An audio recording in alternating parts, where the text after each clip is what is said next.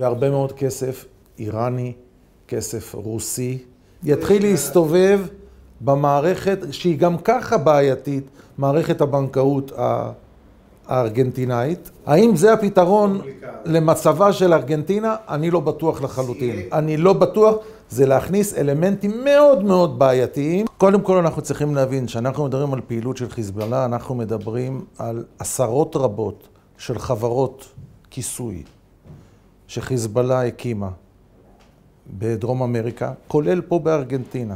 החברות האלה מאפשרות 3 מרכיבים, 3 נושאים מרכזיים. היא מאפשרת כיסוי לפעילים מבצעיים של חיזבאללה. 2, כסף, לעשות כסף.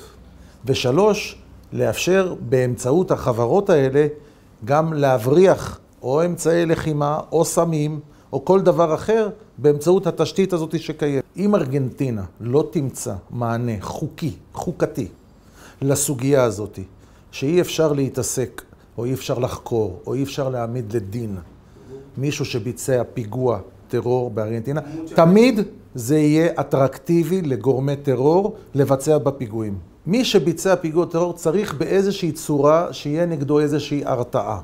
המשפחות שנפגעו, המדינה נותנת להם את האפשרות לגשת לבית משפט, לתבוע את איראן.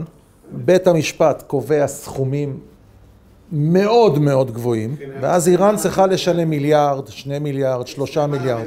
ואז גם ארגנטינה מקבלת, האזרחים של ארגנטינה שנפגעו מקבלים כסף.